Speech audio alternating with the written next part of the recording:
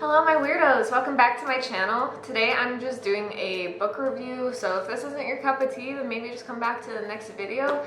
But I'm going to be reviewing 30 Life Crisis by Lisa Schwartz.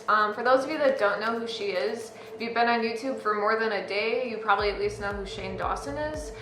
This was somebody who dated Shane Dawson way back in the day before he came out as bisexual. Also, I apologize profusely. As I was saying, I apologize profusely because my cat loves to meow when I'm recording because she thinks I'm talking to her. And also, I do have two dogs locked in my bedroom right now, so you guys might hear whimpering. I'm dog sitting for a friend right now, and their dog basically whines if he's not up my butt literally every 4 seconds. Like, he walks around with his nose literally in my butt crack. And it's frustrating. But anyway, so yeah. So I just wanted to do a review on this book. I really wanted to read it because I love Lisa Schwartz, Lisbug. I used to watch her all the time. I don't watch her quite as much on YouTube, if I'm being honest with you guys, but I feel like I still always like relate to her on a deeper level. Also, I never realized that she's almost a decade older than me. She does not look it. I just want to also say that there are probably going to be a lot of spoilers in this review, just so you guys are aware of that before you actually watch the whole thing. But yeah, reading the book was really like insightful for me because, you know, I'm 26 and I feel like most of the time I don't have my life together whatsoever.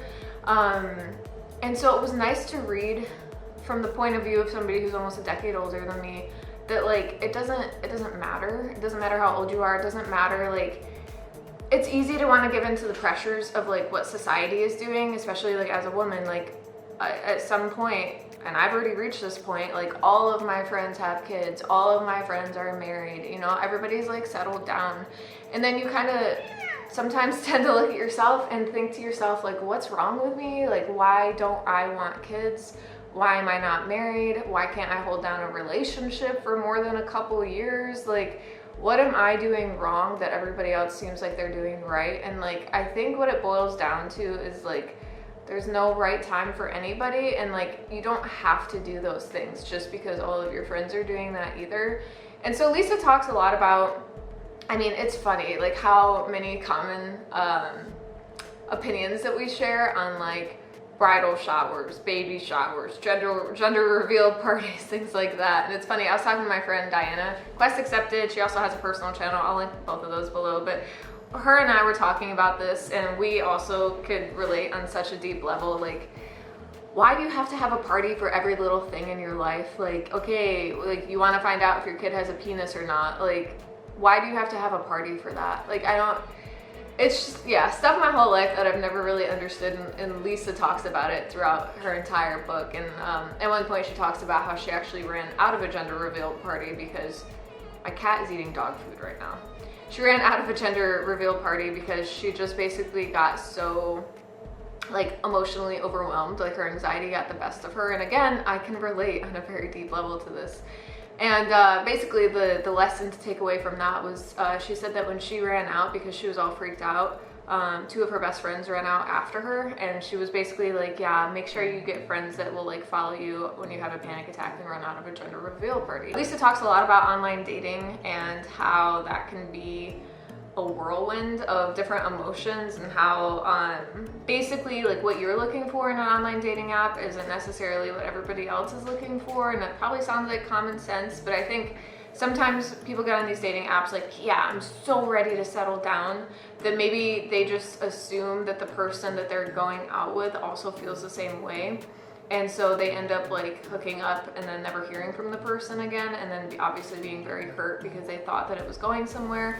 So at one point Lisa talks about how she met the perfect guy while she was online dating, or what she thought was the perfect guy. She flew from LA to New York to meet him, and she said it was like the most romantic, perfect occasion that she's ever had with anybody, and she knew like he was her soulmate and all this stuff. And I guess before they met, they would like FaceTime all the time and like talk on the phone and all that kind of stuff. So they basically had like 30 dates before they even met face to face. And then when they finally met, like she said, it was like perfect, and there was like sparks and everything like that. But then I guess when she went back to LA, he started reaching out less and less to her, and then not at all. And yeah, she just talks a lot about how online dating isn't always what you want it to be or expect it to be, and basically just to be like really careful and understand that like not everybody that's online dating wants the same things that you do. Lisa does talk a lot about her trying to become an actress throughout her life and kind of what that looked like. She talks about when she met Shane and what that occasion was like for her, some of the jokes that they made when they first met. And then she does talk maybe not as extensively about the relationship as I would have hoped reading this book, but I get it because they already broke up and she's moved on. But she does have an entire chapter dedicated to Shane and talking about his journey coming out as bisexual and explaining everything from her perspective of what that looked like. Basically, him giving her a 2-hour notice before he posted that I'm bisexual video. Yeah, he told her, like, I already recorded a video, it's going up in 2 hours, and that was all she had to prepare for, like, the world knowing that he was bisexual and that they were no longer together. And so that was really stressful for her. And that chapter was really, really good. If you don't get the book for anything else, I would at least get it for that chapter and kind of understanding things from her perspective. And she goes in to talk about obviously how they're still like best friends, and you know, like he made her life what it is, just as a person, but also on YouTube and things like that. She has nothing but good things to say about him, and like their relationship, their friendship, everything like is just, it's such a beautiful story. Yeah, she was just super supportive of his whole journey, and she said that she basically knew the whole time that he was bisexual, but I don't want to spoil too much of that. You guys can get the book and read about all that yourselves. But yeah, she said that she basically knew from the beginning because she would watch him watch other guys as they walked by, but he wouldn't like watch girls as they walked by. And then when she asked him about it, he said it was because he was comparing his body to theirs, when really, obviously, there was a little bit more going on underneath, where he was struggling with his sexuality and being curious and confused and all that kind of stuff. But I don't want to spoil too much of it. Down in the description, I'm going to have a couple links for you guys, one of which is going to be an Audible link.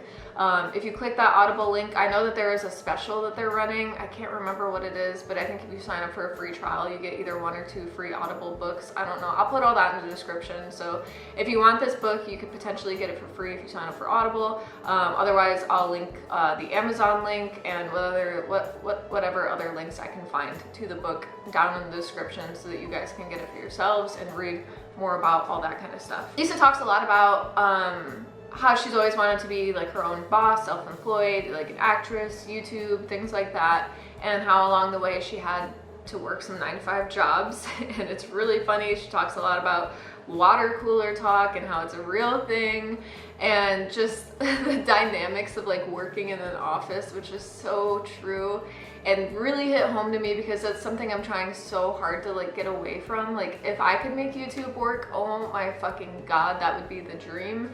But for now it's just a fun hobby. But I totally relate, because I hate small talk. I hate like weird office dynamics. I mean, sometimes it's funny, but like when it's day in and day out, it starts to get super tedious and annoying, and you're just like, I hate everybody. Like, I don't care if Bob wants the fucking bear claw out of the, I don't think that was the name that she used in the book, but Bob wants the bear claw from the Dunkin' Donuts. Nobody else touched it, God forbid, or else he'll frickin' Cindy over here lost a finger when she tried. Like, yeah, it's just so true. Like, it's weird how like in a bubble you can become when you're like working in an office and things like that. And yeah, like she wants to be her own boss. 9-to-5 grind isn't like her dream and things like that. And like I relate to that so hard, because that's not what I want either.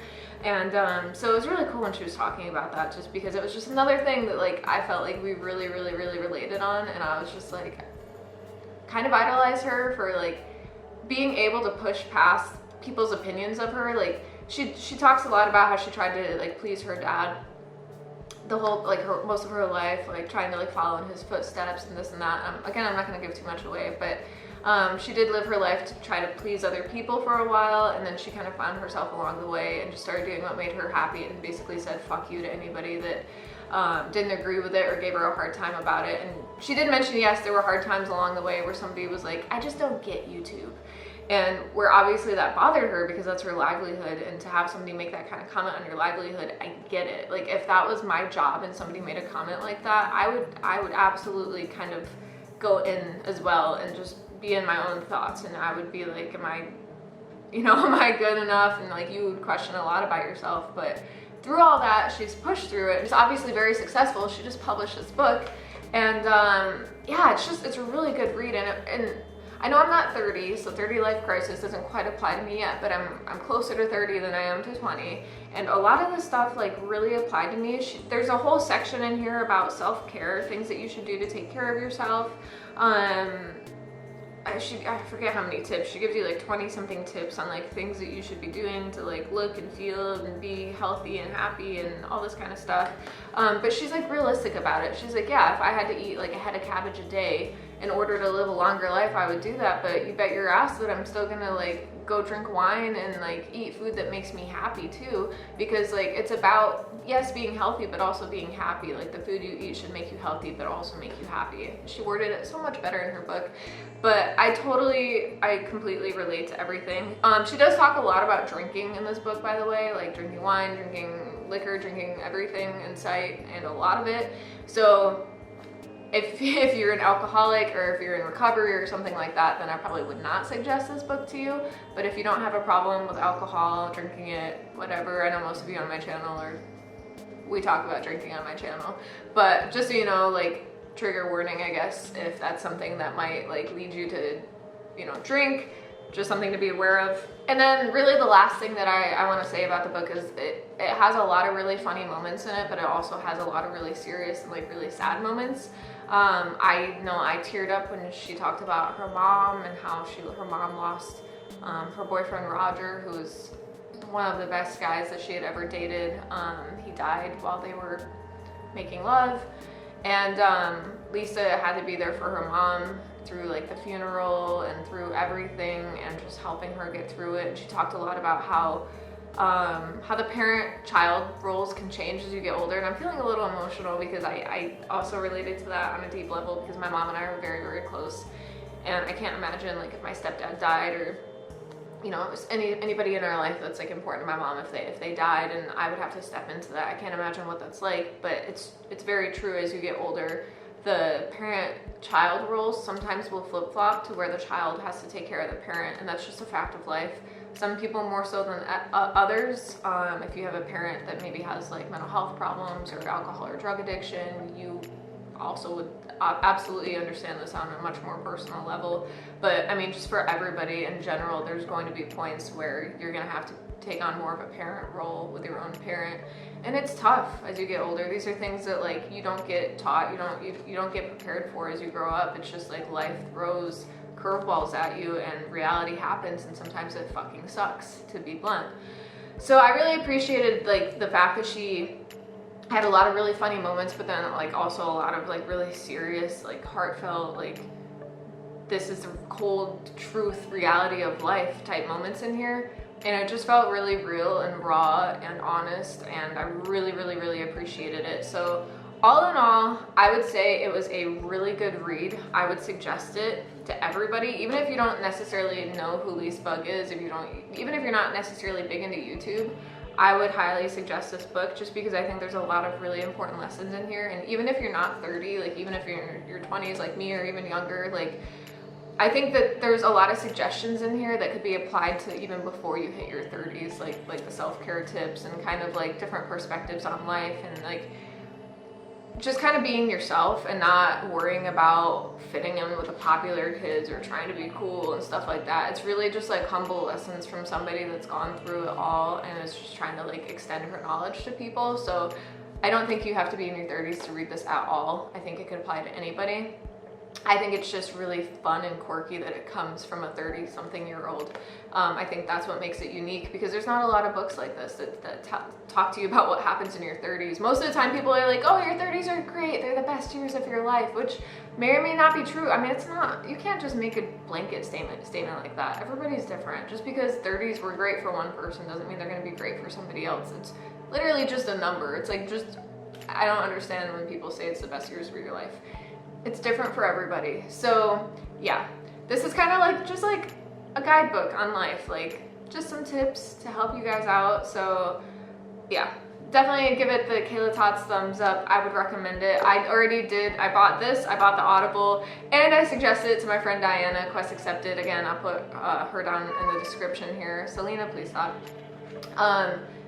Yeah, I'm already suggesting it to everybody because it's a really good book. So again, if you guys want a copy of this, I will put links down in the description. I'm pretty sure if you use the Audible link, you can get this for free. Don't quote me. I'll put the exact like description down below of what you need to do for the Audible thing, and I'll also link like the Amazon and stuff like that, like I said. So yeah, that's gonna be it for this video. But yeah, I definitely highly suggest this to you guys. It's a really good read.